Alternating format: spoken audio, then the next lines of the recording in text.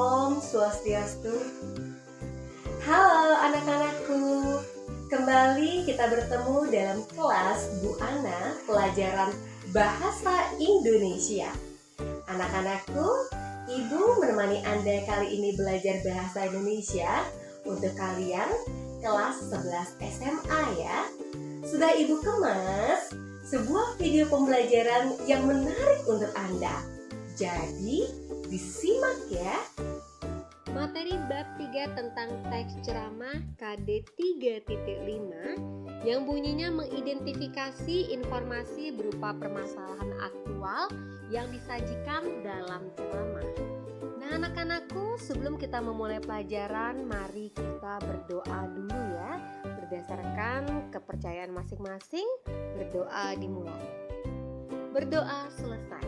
Nah, selalu ingat 3M, menggunakan masker, mencuci tangan, dan menjaga jarak ya. Baiklah anak-anak, bicara tentang ceramah, apa yang dimaksud dengan ceramah? Kenapa ya kita harus belajar berceramah? Nah anak-anak, apapun profesi kalian, mungkin ada yang mau menjadi seperti ibu ya, menjadi guru, atau mungkin mau jadi arsitek, atau mau jadi dokter. Nah anak-anakku, apapun profesi yang kelak ingin Anda geluti, tentunya memiliki kemampuan berbicara yang baik sangatlah penting. Makanya kita belajar mengenai ceramah. Ceramah ya, merupakan pidato oleh seseorang di hadapan banyak pendengar mengenai suatu hal, pengetahuan, dan sebagainya. Anak-anak, tujuan pembelajaran kita hari ini adalah melalui pendekatan saintifik dengan menggunakan model pembelajaran Discovery Learning. Peserta didik dapat mengidentifikasi informasi berupa permasalahan aktual yang disajikan dalam ceramah dengan menunjukkan perilaku jujur, disiplin, tanggung jawab, kerjasama selama proses pembelajaran. Nah anak-anak, ceramah ini adalah kegiatan menyampaikan informasi. Jadi tujuan dari ceramah diharapkan setelah ya menonton atau menyimak sebuah ceramah, seorang pendengar tentunya atau penonton itu memperoleh yang namanya informasi. Nah anak-anak, jenis kegiatan berbicara di depan umum yang pertama ada pidato, yang kedua ada ceramah, tiga ada khotbah, dan yang keempat ada sambutan. Bicara tentang pidato, ini adalah materi Anda di kelas 9 SMP. Masih ada yang ingat? Pidato ini adalah ajakan atau dorongan ya. Makanya sifatnya persuasif. Misalnya saja pidato dengan topik ya, pentingnya 3M. Jadi berusaha mempengaruhi orang lain untuk mau menggunakan masker, mencuci tangan, dan menjaga jarak demi kesehatan bersama.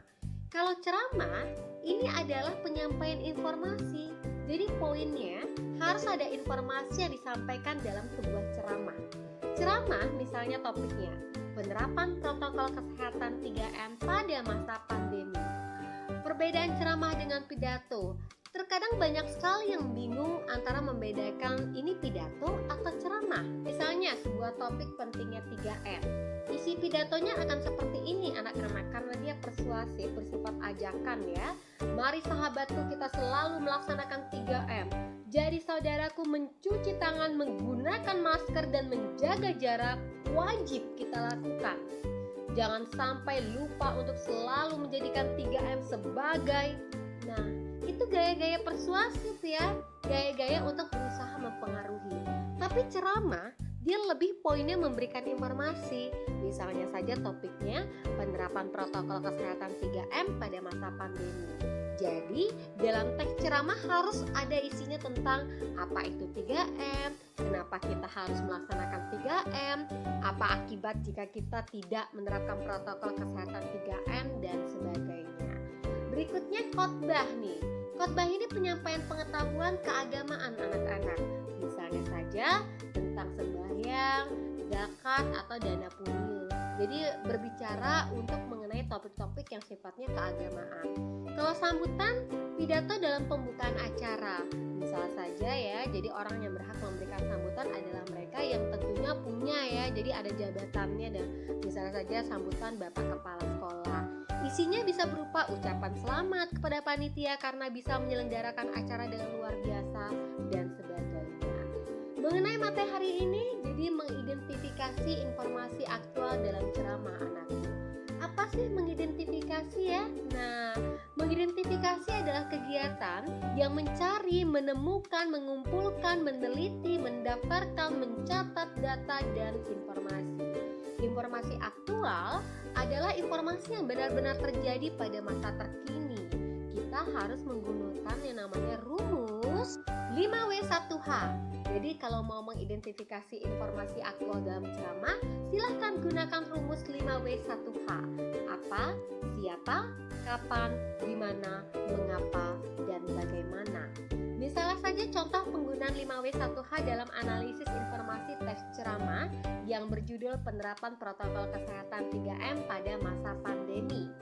Jadi di dalamnya itu harus berisi ya, apa itu protokol kesehatan 3M, siapa yang harus melaksanakan protokol kesehatan 3M, kapan harus melaksanakan protokol kesehatan 3M, di mana harus melaksanakan protokol kesehatan 3M, mengapa harus melaksanakan protokol kesehatan 3M, dan terakhir bagaimana cara melaksanakan protokol kesehatan 3M. Itu dia ya materi Ibu tentang ceramah. Nah, anak-anak kalau ada yang tidak jelas bisa ditanyakan.